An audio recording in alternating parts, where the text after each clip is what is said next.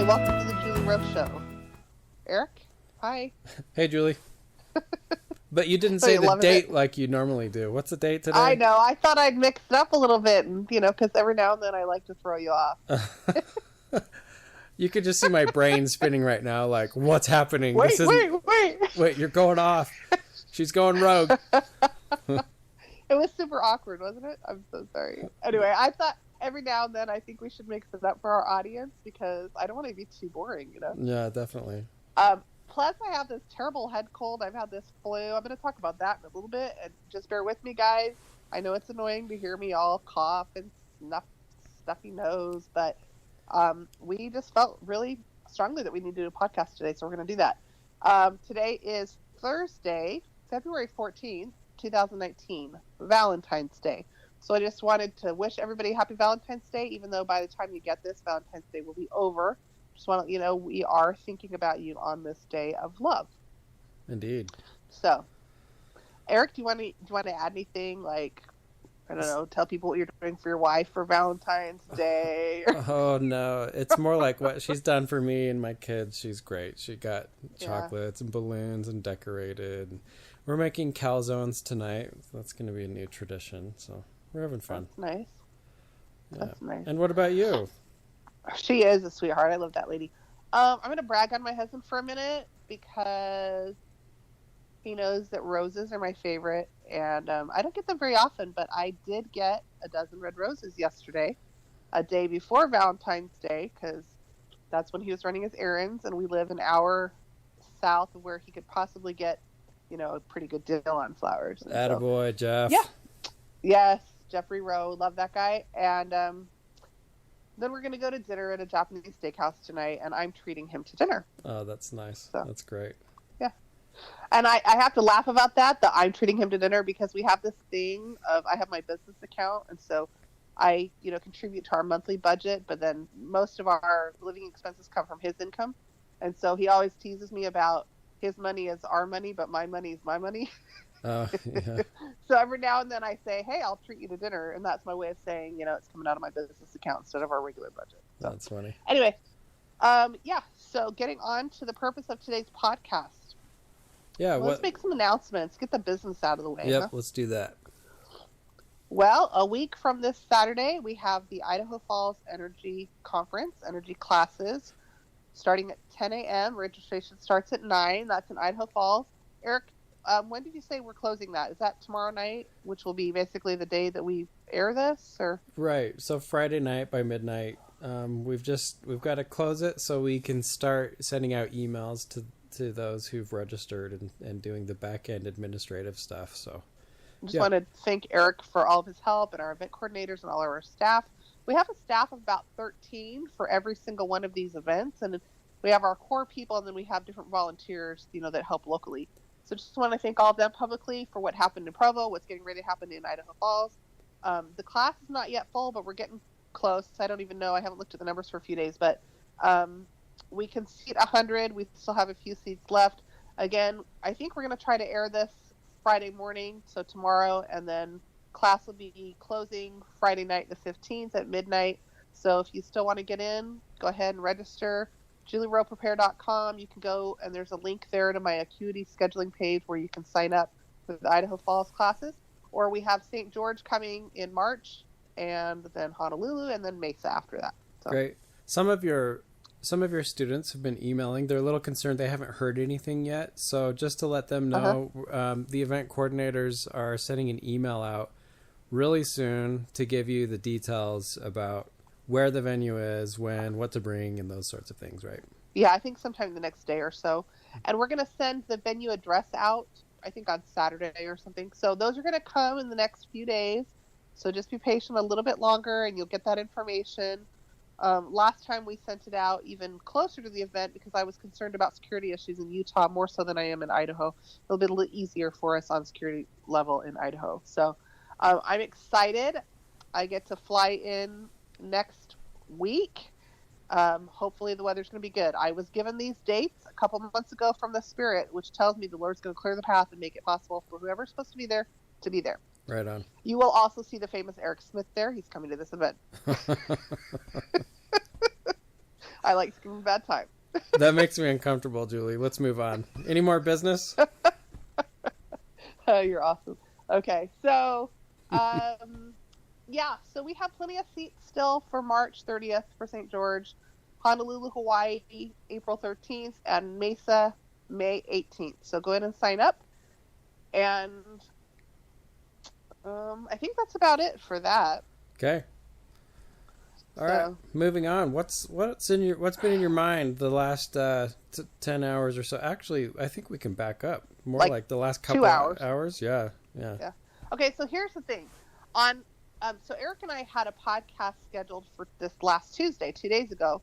We talked about it last week that we're going to do a podcast this week, and I said, "Hey, how about on the 12th?" Well, then I got super sick. Well, I got sick before that. I just thought I would be less sick. But on Tuesday, I was doubled over in pain and could barely breathe. And, I won't bore you with all the details of how I'm still surviving around here, but it was intense. And so I could not do a podcast recording on Tuesday. We've been asking what the topic was supposed to be for several months. And for several months, I have known that we're supposed to do a podcast on shame and guilt energy and helps people clear some energy on that. But it just wasn't feeling right. And I thought, well, I don't have another topic, so we'll just go forward. But I kept feeling like we needed to say more about the Sadducees and Pharisees. And I was, for lack of a better word, I was kind of arguing with the Spirit the last few days on this, because I said to the Spirit a couple of days ago, it hasn't been that long since we did a podcast on that, and I don't want to overkill it, right, on Pharisees and Sadducees. Well, then a couple hours ago, I got some news, and it was a confirmation to me of some stuff I saw a while ago and things I see coming for me and possibly others in my circle down the road.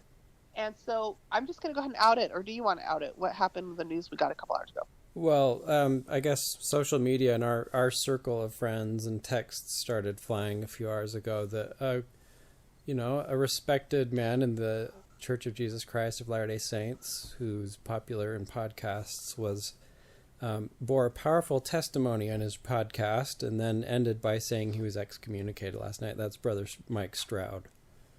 Right, Mike Stroud. So, yes, thank you, Eric.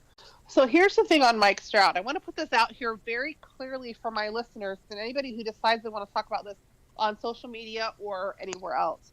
I do not know Mike Stroud personally. I have never talked to him on the phone. I have never had an email from him, and I have never emailed him. We have never had any correspondence or communication between the two of us of any kind. Okay, so I'm going to put that out there first. The other thing is I've had lots and lots of clients talk to me about him and lots of people in my circle because of the work that I do and some of my podcasts. Apparently, my podcasts often coincide with what he's doing, which I have found fascinating for the last over a year and a half. Because he started doing podcasts a good year or so before I did, and I had never listened to them. About 6 months into doing my podcast, I'd heard enough about Mike that I asked the Lord, do you want me to check out his podcast? And he said, just go listen to a portion of a couple of them, but skim them and don't really listen to him, because you have your mission and he has his. And I wanted mine to be direct feed from the Spirit, not what Mike put in my head. Right, and yes, and I just want to chime in right there, just so people are kind of wondering where I am, because I've been on the podcast with you. I'm exactly in the same boat. I've started listening to Mike Stroud a couple years ago, and I was directed to listen to some of the specific topics that I needed at the time, but I kept feeling this whole time, don't be an avid follower, even though I love him and love his doctrine and the way he teaches. I've been told just to keep a little bit of distance so that the material on the podcast can be a little more original, just like you. And Julie and I, we never planned that together. It just happened that way. No, it just happened. Yep. And we've only talked about Mike a couple of times, really. We haven't even talked about Mike. Right. This I do know. Mike is of the light. Yep. When I see and look at his energy. Now, the other thing I got to put out is I have no idea what Mike knows about me or thinks about me. Mm-hmm. No clue. And quite frankly, I don't really care because it doesn't change anything I do. But if he does listen to this, I want him to know that I know he's of the light. I have asked several times since I first heard of him a couple of years ago, a year and a half ago, or however long it was, I've asked several times, Lord, is he of the light, and is he following you, and is he in tune? And I have had personal revelations specifically related to Mike Stroud, that he has a specific mission and purpose for why he was doing these podcasts, why he has the gifts he has, and what his mission is. And I'm not going to go into that because that's not my place to out somebody else's mission or to share somebody else's purpose. I just know that the Lord told me very clearly, Mike Stroud is of the light, and he does follow Christ and Father, and he has all along. And while there are some things that I think maybe he views differently than I do, I have great respect for him, and I know that the Lord has been very clear with me in the last year and a half about where Mike Stroud has been. Yeah, now that's going to shock some of my listeners because, you know, he was just excommunicated. So how do you make sense of something like that, right? Julie Rowe is saying an excommunicated member of the church is of the light. This does not compute with my brain and what I understand. Well, and there's the premise for this podcast and this discussion, this topic. But I also, if I could just also say that I have my own witness of Brother Stroud. Early on, he spoke so clearly and powerfully. The Spirit was always accompanied what I heard him say, and I knew right away the Lord is using this man for a specific purpose. He is waking people up. He's doing other things, and that's his mission. And so I know as well. And his most recent podcast, I felt the Spirit and had that same witness once again. So right. Now, I did just listen to his 6-minute announcement, but it was only like 30 seconds of an announcement. The rest of it was a testimony of Joseph Smith and of the President Nelson and of the church and of his experiences there. And I really appreciate that because that is what I've been directed in my own life as I see things coming later on, that pattern that I see with Mike. Now, what you're not going to find in most people that are excommunicated is what he did. Yep. Right? Usually what you get with quote-unquote apostate members, people who have been excommunicated from the church, is they're angry, they're bitter, they're resentful, they denounce the brethren, they work against the church. And at this point in time, Mike Stroud not only has not done that, but he's done the other opposite, which I find fascinating and truly, truly in tune with the Lord's Spirit that he would do such a podcast. Yes, I couldn't agree more. And so then the question is, what's going on? This was a pure testimony to me, readily witnessed by the Holy Ghost, and it's just not adding up. So what's going on? It's going to cause confusion. Yeah. Well, here's what I'm hearing, and I'm not going to go into detail on it more than what the Spirit's telling me I can say, because quite honestly, I see a plan unfolding, which is the Lord's plan as we go into the tribulations, whenever those start. Mm-hmm. Who knows, right? I have no idea when those are starting. I just know I thought there's going to be an earthquake a couple years ago. It hasn't happened yet, and I don't think there's going to be one anytime soon. Which is different than what I was hearing before. Before it was the earthquake's going to be soon. Now I'm hearing essentially it's been delayed, that there have been some changes, some modifications to the time frame. The sequence is still there, but that Wasatch earthquake, which takes us into the tribulations, while it's still coming, there have been some things that have been more fluid in the plan, and the Lord is essentially giving his children more time to gather on both sides of the veil and to prepare before we go into these tribs and have the pits open and all that, because there's so much that goes on both sides of the veil when we're talking about spiritual warfare. So I don't have a problem with any of that, like, because I understand how Revelation works and I see stuff on both sides of the veil and how time is fluid, space changes, there's so many details. They keep comparing it to a working clock. And so, last year when I get a podcast and I said, like Sam and Lamanite, some things are going to shift in a year, which is like May of 19. I never said that's going to be a call out or an earthquake, although I've had some people think that's what I meant. I just was told there's going to be a shift. I don't know what that shift is. Mm-hmm. I've seen lots of shifts in my personal life in the last several years, and they're big shifts. And if you guys knew what was going on in my life, you would know how big those shifts are. So let's back it up to Mike Stroud. Here's the thing with Mike. He has been on the fringe, just like I've been on the fringe, with what is considered appropriate behavior for a standard member of the Church of Jesus Christ of Latter-day Saints. In my opinion, now having never listened to any of his podcasts other than like a portion of 2 of them, over a year ago, year and a half ago, and I can't even tell you which two those were. Some of his first few that he did, I think, and they were pretty standard. They were not considered like more extreme than from what I've had come back to me from other people.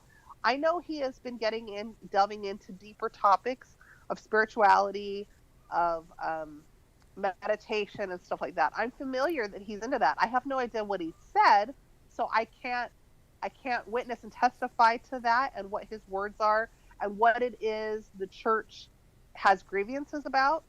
I am strictly going on what the Spirit's telling me right now about Mike Stroud, which is there's a higher purpose related to the gathering and related to the sifting and related to apostasy on both sides of the veil that needs to happen before we go into the Church of the Firstborn, before we go into the millennium, before we go into New Jerusalem. And I see him taking a pivotal role. I see Mike Stroud later on in New Jerusalem working closely with the Savior. So I don't know how anybody wants to make sense of that. I'm just putting that out there.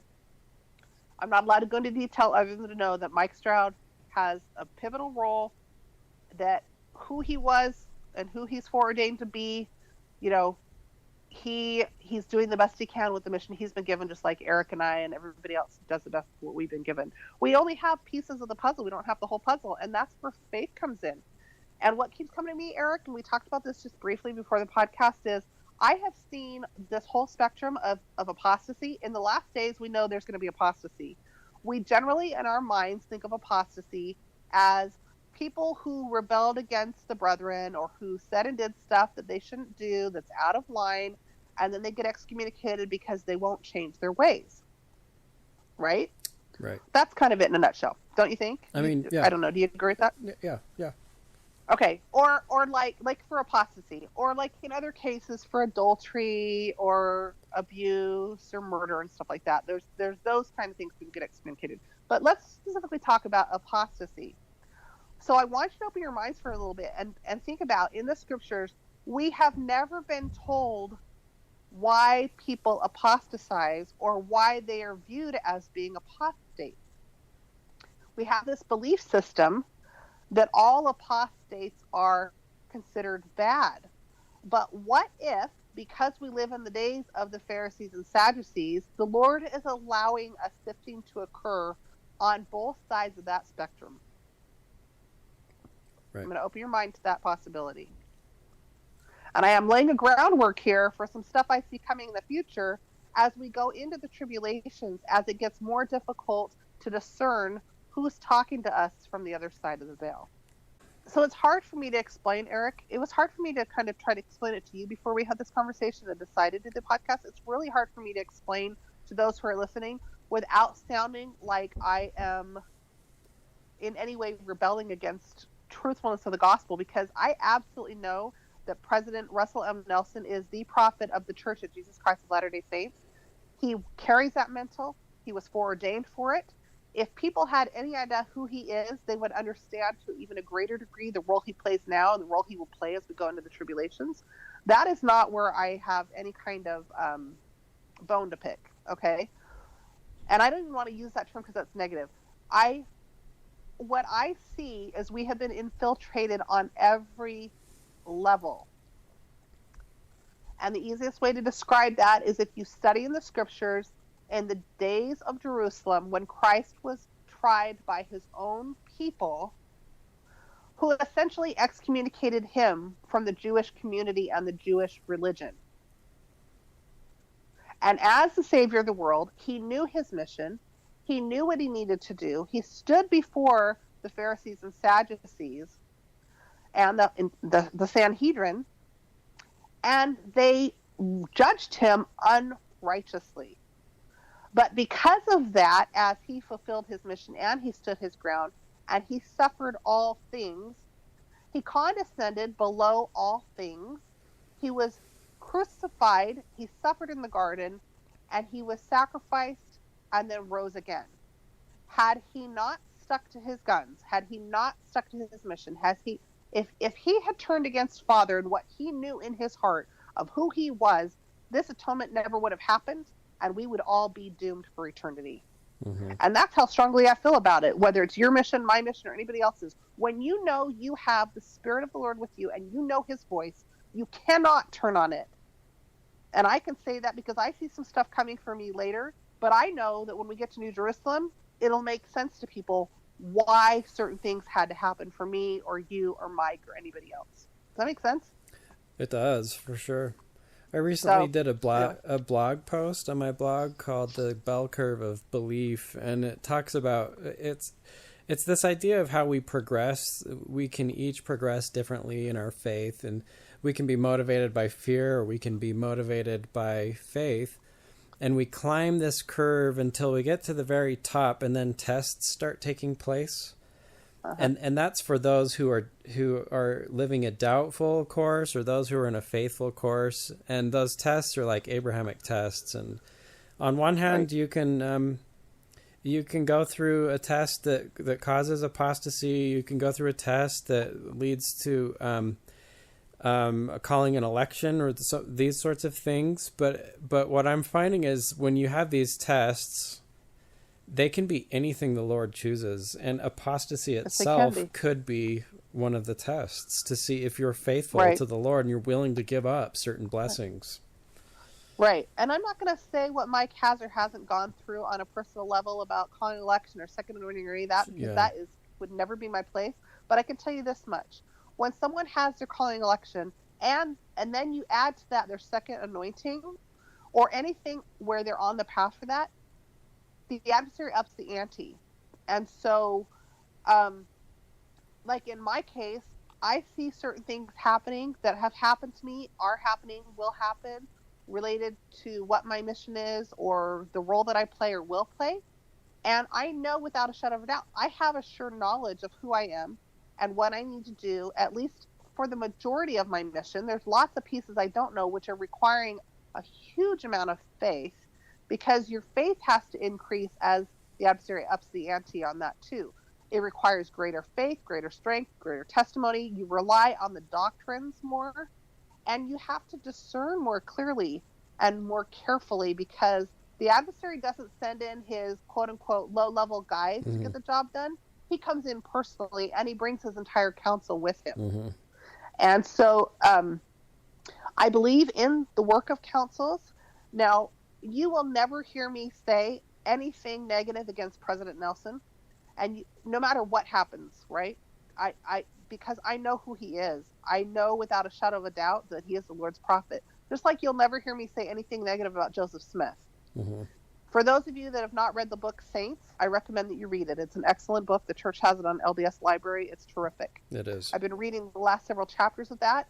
It has given me insight into what they've been trying to teach me about my mission, related to how it correlates or I can learn from Joseph Smith's mission. And so I think it's amazing to me that the Lord gives us all of these tools, and yet we still have to have a great amount of faith to move forward in whatever our personal plan is. And it's no different for Mike Stroud or you or me or anybody else who's listening to this podcast or will listen to this.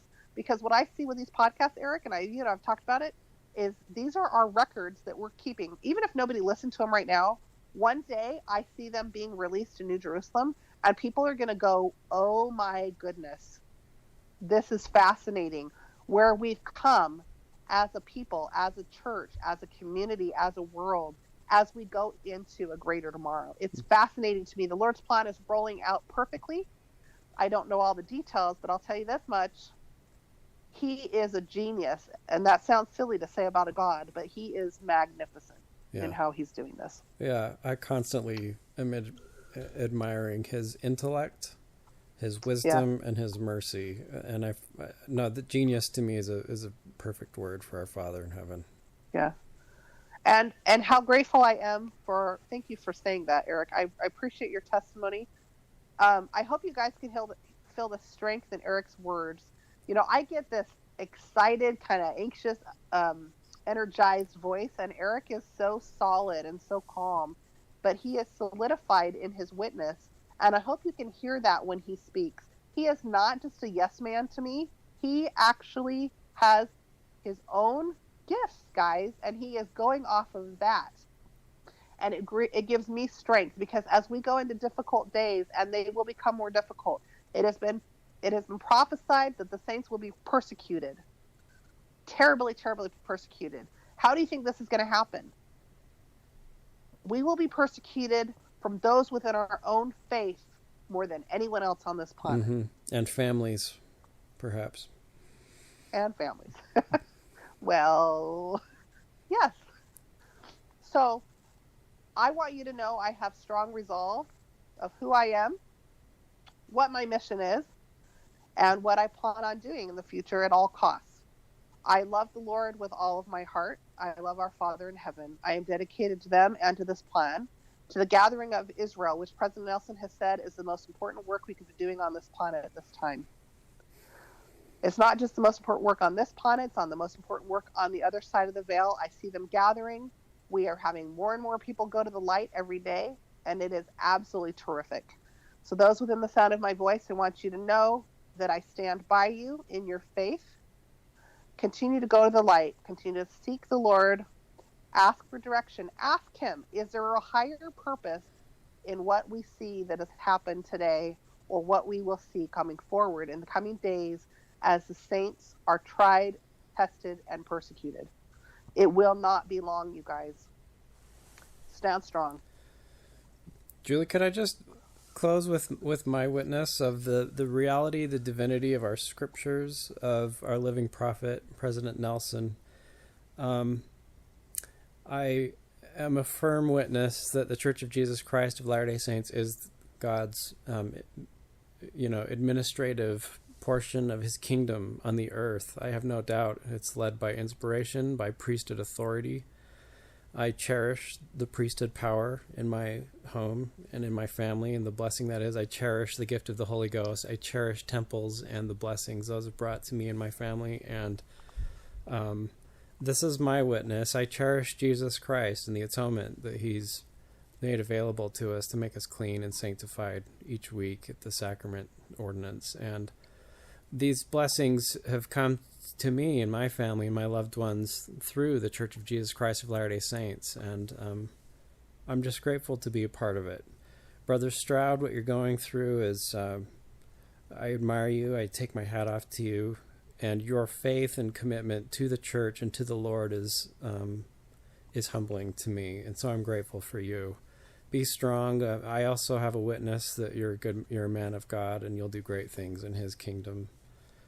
Thank you, Eric. I appreciate that. There's something else I feel to add that keeps coming to me, and I've talked briefly to some of those in my closest circle about this, which is being in the days of the Pharisees and Sadducees. We have those and the adversary who has perfected his ability to deceive those who would otherwise perhaps not be esteemed as an enemy. And what I mean by that is, if you find yourself in a situation, whether it's with energy work or anything else, where somebody has decided to make judgment against you and they do not have full understanding of what it is that's in your heart or what you're going through or your circumstances, if you find yourself in that circumstance and at some point in the future you are left to fear your church membership or other situations that may come about, I'm not talking about the people that are rebelling against the Lord in any form or fashion, or the church for that matter. I'm talking about people that know they're supposed to do this work or some other mission, and they have been directed by the Lord, and they know for sure it's his voice. And we're not talking about some of those that you and I know about that I'm not going to give voice to, that are starting their own churches and all that other stuff. If you know this, I want you to understand a doctrine and a principle. Now, we often learn and hear that what is sealed on heaven is sealed on earth. Once you have those temple covenants, once you have that priesthood power that's been bestowed upon you, once you have your endowments and other ordinances, those ordinances are good. If your recommend is taken, or you have a circumstance where there's a court or something that happens, and men on earth strip you of that for a time, those ordinances are still good in the eternities if in fact you have been wrongly judged. Mm-hmm, mm-hmm. Now, they won't be good if you've been accurately judged, and that's where you have to discern the difference. and know and have faith that the Lord is over all. And it doesn't matter what men do on earth, it is not binding in heaven unless it is sealed in the heavens. And that is recorded in the book of life. And I know that without a doubt, Eric. So if I could just recap just a little bit, what you said is essentially if you're excommunicated for unrighteous purposes or somebody else's unrighteous decisions, yes, then your priesthood is still intact. The gift of the Holy Ghost, your temple blessings and covenants are still efficacious. Intact. Okay. And the Lord himself has told me that many times in the last few months. And some people are going to have a hard time with the fact that I said the Lord himself told me that. I'm telling you guys honestly, the Lord himself told me that and has told me that several times. I have zero fear of that. And that is a tool of the adversary to cause fear to those who would really know they're supposed to do certain things, but they're afraid that they might have repercussions within the church. Now, you better be darn well sure that you're discerning correctly. And if you have any hesitation or you don't know, err on the side of caution and then do what they say. But if the Spirit witnesses to you and you know without a doubt that that's the Holy Ghost witnessing to you that you need to do something, you better do it. And that's where it gets really tricky. And I'm not going to speak for anybody else on that. I can only speak for myself on that. I know my mission. I know who I am. I know what I'm going to do.